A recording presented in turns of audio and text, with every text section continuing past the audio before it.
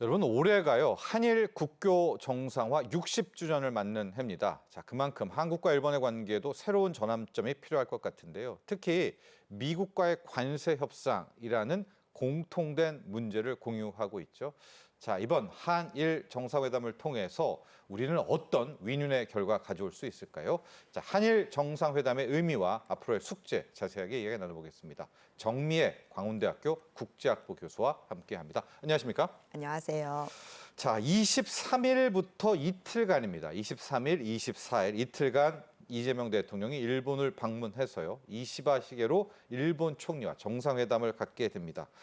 자, 먼저 이 의미부터 좀 짚어보고 하나씩 저희가 풀어가 보도록 할까요? 네. 말씀하신 대로 이재명 대통령이 방미에 앞서서 내일부터 이틀간 일본을 방문하게 되는데요. 이 대통령은 대선 기간 동안에도 한일 관계의 협력의 중요성을 늘 강조해 왔습니다. 그러나 이재명 정부가 출범하고 나서 일본에서는 한국이 반일로 돌아서는 것은 아닌가 하는 우려가 컸습니다. 이 대통령의 이번 일본 방문은 역대 한국 대통령 중에서 취임 후에 첫 해외 순방 국가로 일본을 선택했다는 점에서 상당히 파격적이고 이례적이라고 할 수 있습니다. 네. 그만큼 이 대통령의 한일 관계의 중요성에 대한 언급이 단순한 수사가 아니라 실제 이재명 정부 대일 정책의 기본 방향이라는 것을 보여주는 것이라고 할 수 있겠습니다. 이를 통해서 일본 내에서 갖고 있는 한일 관계에 대한 한국 정부의 대일 정책에 대한 우려를 불식시키는 효과가 있다고 할 수 있고요.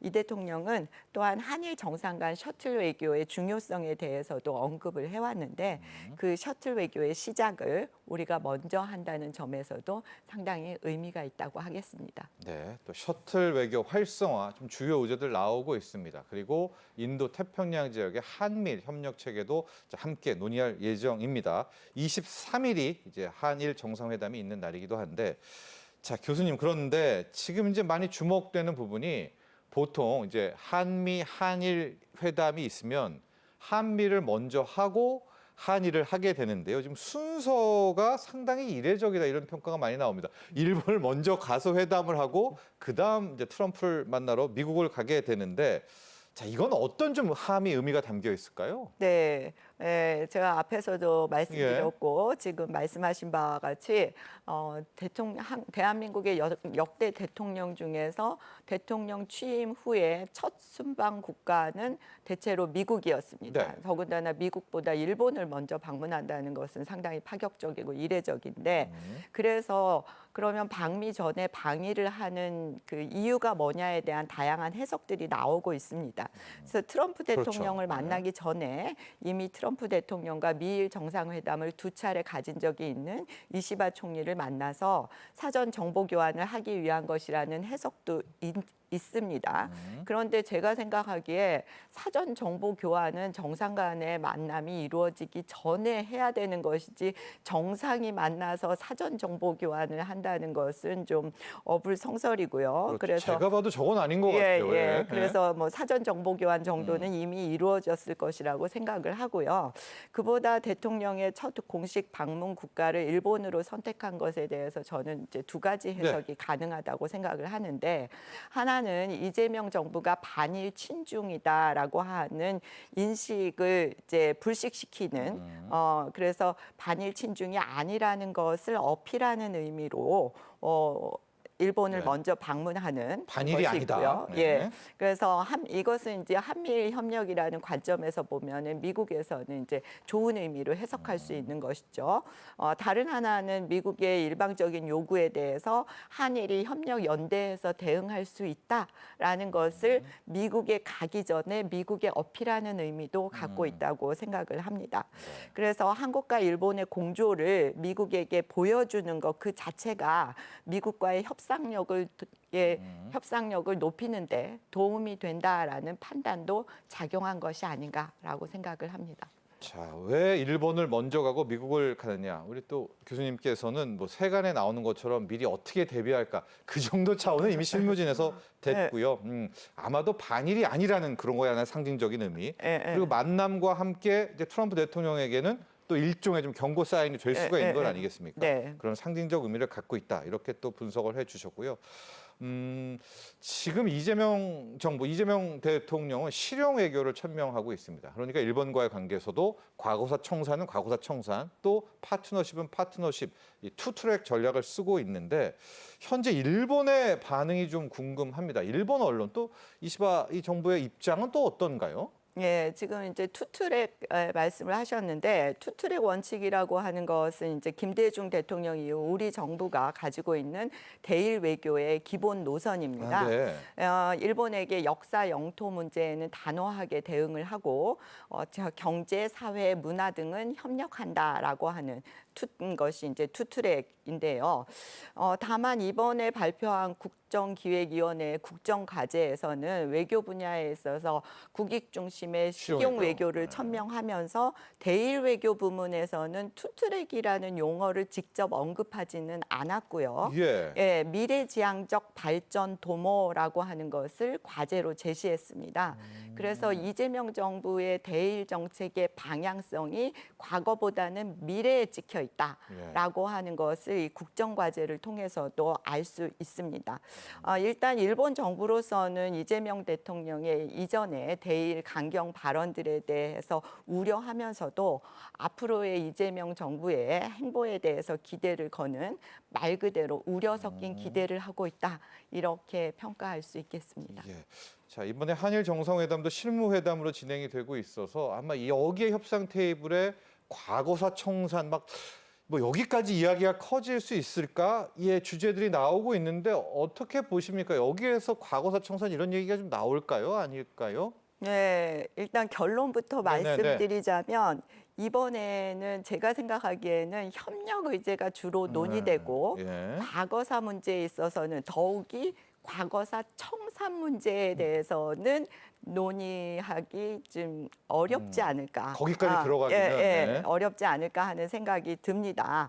다만 이제 이재명 대통령 그리고 이시바 총리 이 두 정상이 과거사 문제의 해결이 미래지향적인 한일 관계를 구축하는데 필요하다는 공감대를 갖고 있는 만큼 역사 문제에 대한 원론적인 수준의 언급은 있지 않을까라고 생각은 합니다.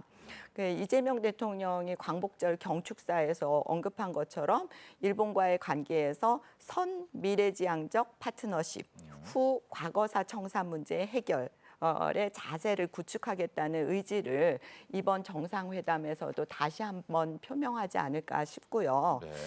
두 정상이 나란히 서는 공동 기자회견이 있지 않을까 싶은데 그렇다면 이제 과거사 청산에 관련된 구체적인 언급보다는 이러한 이재명 대통령 그리고 이재명 정부의 대일 노선에 대한 기본적인 이제 원칙 을 다시 한번 이제 천명하는 그런 언급은 있을 수 있다고 봅니다.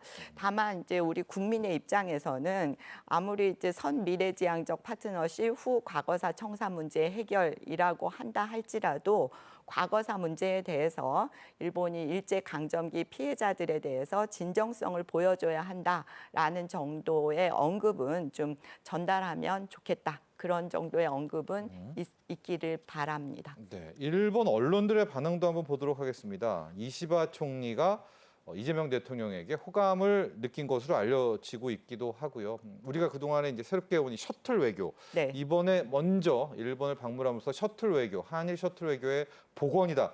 여러 가지들 헤드라인들 있기도 한데 한번 종합적으로 일본의 현지 반응들 한번 정리해 주시죠. 네, 일본에서는 일단 한일 정상회담을 앞두고 우리나라 언론에도 대대적으로 보도가 되었는데 일본의 대표적인 보수 언론이죠. 요미우리 요미우리. 신민과 네. 단독 인터뷰를 이재명 대통령이 진행을 했습니다. 그리고 그게 어제 이제 지면에 공개가 됐는데요. 여기에 이 요미우리 신문에서는 일면뿐만 아니라 전체 지면에 8면을 할애해서 이재명 대통령과의 단독 인터뷰를 이제 보도했습니다. 네. 인터뷰에서 이 대통령은 일본군 위안부 강제징용 배상 문제와 관련해서 국민 입장에서는 받아들이기 어려운 전 정권의 합의였지만 국가적인 약속은 존중한다라는 발언을 했고요. 이에 대해서 일본에서는 상당히 환영하는 분위기입니다. 그래서 사실 어제 도쿄에서 한일의원연맹, 일한의원연맹의 간사회의가 열렸는데요. 거기 이제 도쿄에서 열린 이 의원연맹 간사회의에서 일한의원연맹의 간사장이 요미우리 신문을 갖고 와서 직접 들춰 보이면서 미래지향적인 한일 관계를 구축하고 싶다는 이 대통령의 강한 마음이 담긴 인터뷰다. 읽으면서 깊은 감명을 받았다고까지 언급하기도 했습니다. 네, 나가시마 간사장입니다. 네, 그렇죠. 나가시마 간사장입니다. 나가시마 간사장은 이시바 총리의 그렇죠. 최측근이기도 오른팔. 합니다. 네. 예, 그리고 한편 이재명 대통령이 인터뷰에서 이러한 이제 전 정권의 합의를 이어나가겠다라고 하는 발언만 한 것이 아니라 피해자와 유족의 감정도 고려해야 된다. 일본 정부가 이러한 말씀도 했는데 앞서 말씀드린 바와 같이 일본에서는 대체적으로는 환영하고 안도하는 분위기지만 우려 섞인 기대.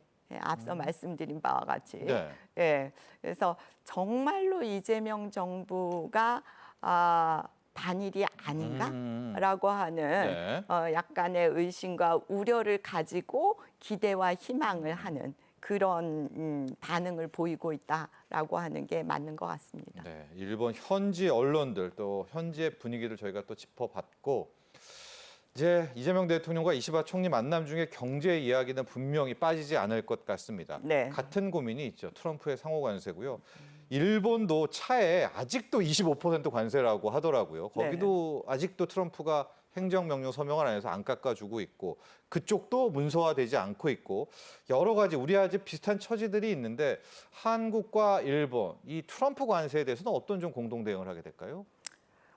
글쎄요. 이 트럼프 2기 행정부를 상대해야 되는 세계의 많은 국가들이 공통적으로 안고 있는 한국과 일본뿐만이 아니라 공통적으로 직면하는 문제가 저는 예측 불가능성과 불확실성이라고 생각을 하는데요. 그렇기 때문에 더욱더 어려운 점이 있고 네. 그래서 일본 같은 경우에도 관세 협상을 성공적으로 마무리했다라는 평가를 받았음에도 불구하고 이후에 그 합의 내용을 두고도 그 해석을 둘러싸고 말들이 많고 된 게 없잖아요. 아직까지 현실적으로. 예. 협상 과정에서도 우여곡절이 많았습니다. 예. 그래서 일본으로부터 한국이 어떤 구체적인 도움을 받거나 뭐 조언을 받는다기보다는 이번 한일 정상회담을 통해서 한미 정상회담 직전에 어떤 한일 공조의 상징적 의미 그것이 더 크고 그리고 이번 한일 정상회담 이후에 실무적인 차원에서 구체적으로 어떻게 협력해 나가고 공조해 나갈 것인가를 구체화시켜가는 것 그것이 더 중요하다라는 생각이 듭니다. 네. 그래서 미국으로부터 거의 동일한 관세 그리고 안보 관련 주둔 미군에 대한 이제 방위비 분담금 청구서를 한일 양국이 다 받았다는 점에서 그것을 이제 분담해야 되는 입장에서 한일 양국은 개별 대응하기보다는 협력 대응할 수 있는 그러한 미국에 대한 시그널 이러한 의미가 이번 만남에 보다 더 큰 의미가 아닐까 하는 생각이 듭니다. 네. 예. 자, 한국과 일본과의 관계에서 정말 큰 획을 그었던 것이 우리도 이제 잘 알고 있는 오부치 선언입니다.